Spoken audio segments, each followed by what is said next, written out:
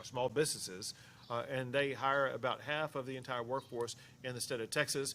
And so I've been traveling the state, learning what their challenges are, and then focusing on the state being able to address their challenges either immediately or in the upcoming session.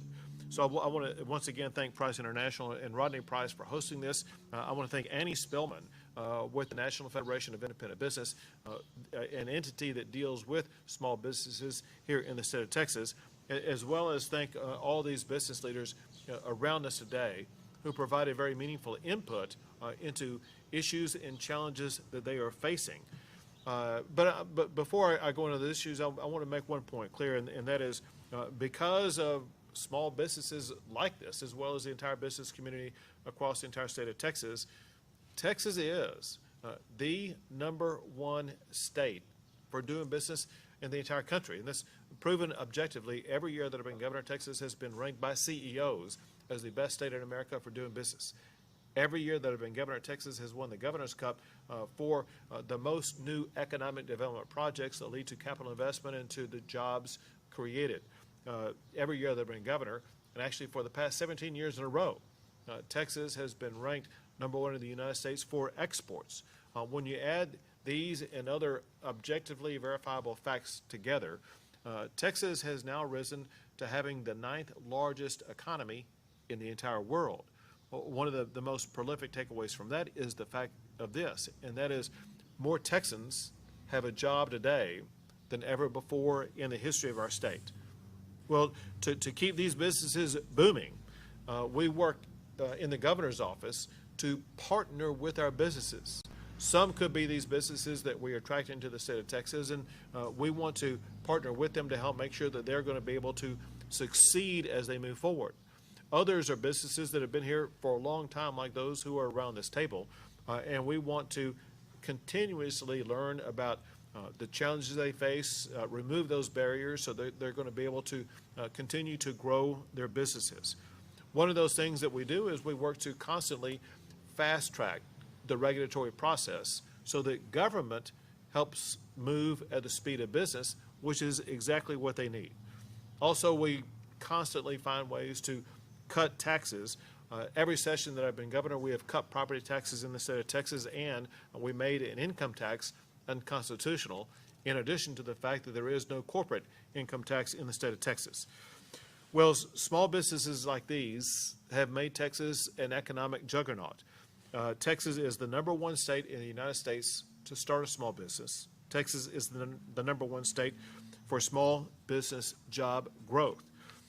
There are about 3 million small businesses in the state of Texas. And I've heard today some of the challenges they are facing. And I will tell you this, the challenges that the businesses in Tyler, Texas are facing are very similar, if not exactly the same, as the challenges that businesses are facing across the state. One issue that was mentioned was a supply chain issue. There are constantly supply chain issues about businesses getting the parts they need or other components they need in order to either put together or to sell the products that they have. I talked about what we're doing at the state level to address the supply chain, including my visit to Brownsville last week, where we're working on our ports to make sure that the Texas ports are going to be capable of replacing the California ports as the leading state that businesses across the world can ship their goods to, so that we can deploy those goods faster than they can in California and get them to their ultimate destination far faster. That will be one thing that will advance the supply chain. The other thing is what we've seen with the oil and gas industry increase on a monthly basis and set new all-time records in the amount of oil and gas that they are producing. That will not only assist the supply chain, but also will assist in reducing the inflation that is burdening so many people across the entire country. Another thing that was discussed today, which is common across the entire state of Texas, and that is there simply are not enough people who are applying for jobs compared to the jobs that are available.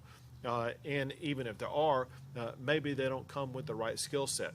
And so we talked about doing a better job of matching the people who are looking for employment with the jobs that are open. And I mentioned the availability of organizations across the state of Texas, such as the Texas Education Agency, as well as local schools, where these businesses can partner with local schools to find the type of employees that will be the best fit for them. There's the Texas Workforce Commission. There's the Texas State Technical College that can train students for the type of job that these employers are looking for. And the beauty of the TSTC is they do not get paid as an institution until the student they're training gets a job. And then at the bigger scale, there are the universities we have in the state of Texas, including UT Tyler, for example. They can get involved with their local businesses here in Tyler, Texas, or in the entire region to make sure that they are working to graduate students with skill sets that fit with the job needs in the local area. And then there are apprenticeship programs that are very effective. The state of Texas passed an apprenticeship program that provides funding to local businesses, so local businesses can train the employees that are right for them and get a tax credit through that process. Another issue that was raised here, but is common across the entire state and common across the entire country, and that is the need for greater access to child care. It's an issue that arose during the time of COVID, and we're working at the state level to onboard more people who are involved in the child care process so that parents who want to go back to work will have a place where the children can be during the time that a parent is at work.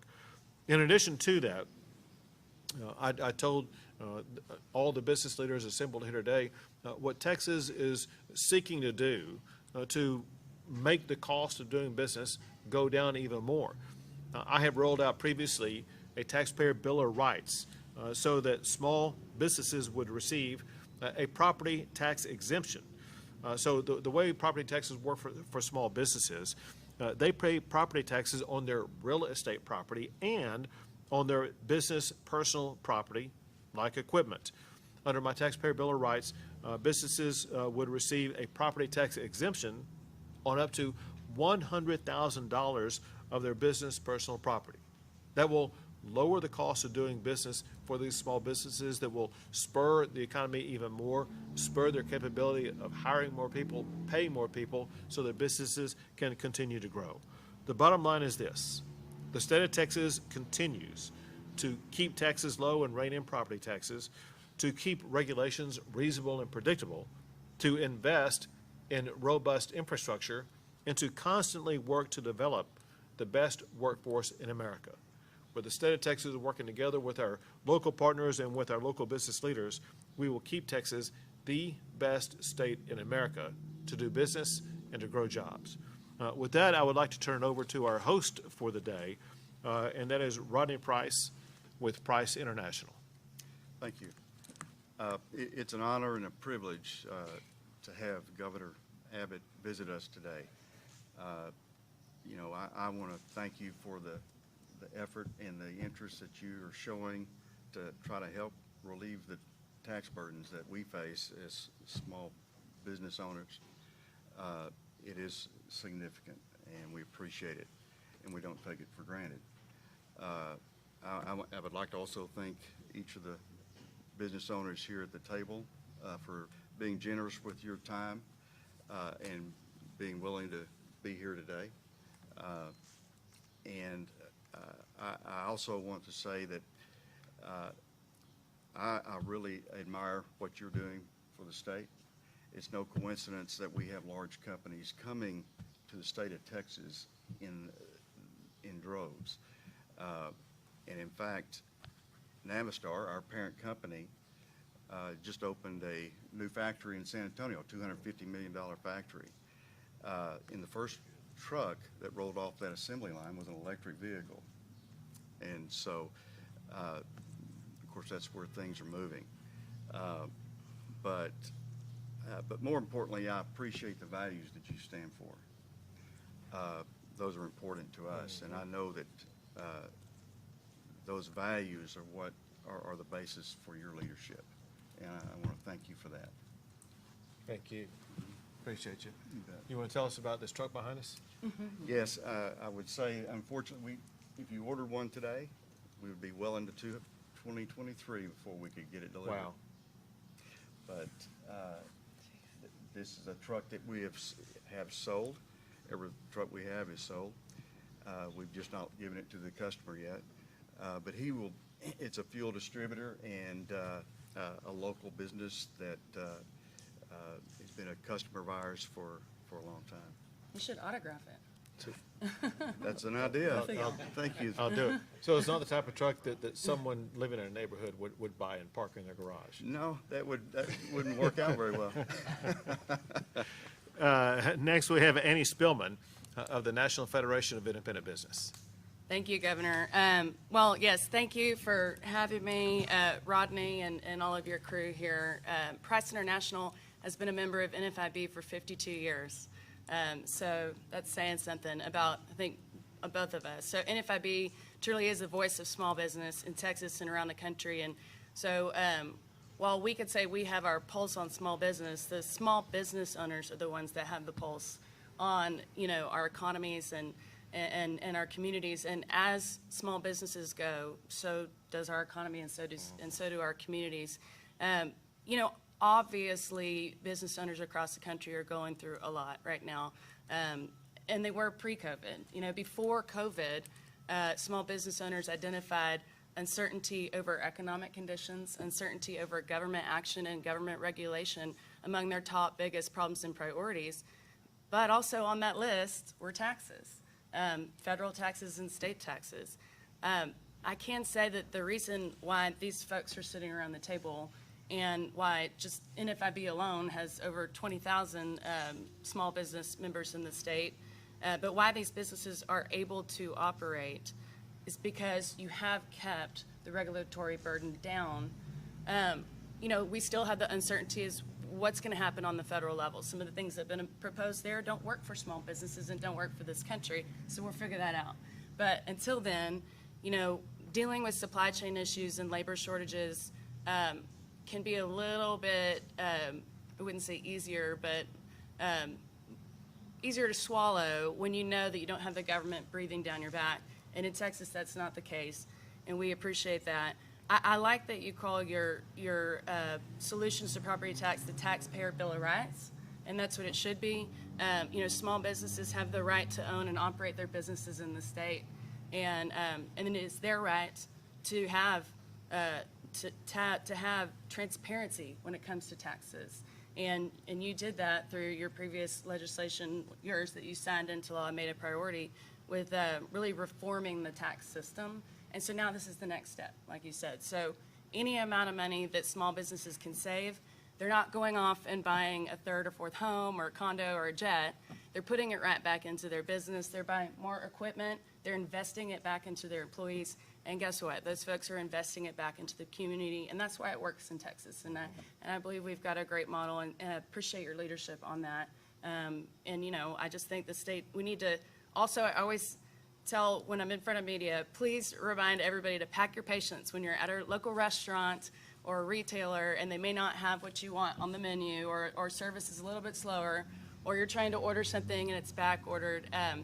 It is the state that we are in right now, not physically Texas, but the state of small business and in this country. But we're getting there, and I think with some tax relief, they'll be able to hire some more folks, increase benefits, increase wages, and get that morale back up there for all the customers out there. So thank you. Very good. Thank you, Annie. We'll be happy to take a few questions. Governor Raymond, I was curious, when it comes to this discussion here today, I noticed a variety of different business leaders. Why Tyler and why Price International specifically for this discussion? Well, first, every region in the state of Texas is important to the future of the state of Texas, and that's why I'm traveling across the entire state so that I can learn from regions like Tyler, Texas, about what can we do here to assist them. The issues that we talked about last week in Brownsville, at the Port of Brownsville, were unique to that port. What we're talking about here are issues that are a little bit more unique to these types of businesses and to this region. We want to make sure that we have a government in the state of Texas that's going to be working for all small businesses across the state. One thing I know for a fact that will be good for all businesses is if the legislature will pass this taxpayer bill of rights that will reduce tax burdens on our small businesses in the state of Texas. Any other questions? I have one not related That's to all the right. conversation here today. We have some severe weather moving through parts of East Texas or under the governor keeping an eye on it today? Well, listen, we're keeping a close eye on the potential severe weather in this region.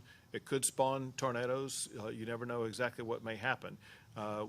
We went through an episode of severe tornadoes a couple of weeks ago, and through local media, through local official alerts, people were able to learn about it in advance, sometimes minutes in advance, and able to take the cover they needed, and it saved lives. And so we urge people to stay tuned to the local media, stay tuned to what your local officials are saying so that you will be prepared. Remember this very important fact, and that is your property is important, but your life is even more important than that. Do everything you can to protect your life and then protect your property. That is in addition to what we've been dealing with across the state concerning fires. There may be less fire-based issues here in the greater Tyler region. There have been prolific fire-based issues across the entire state of Texas.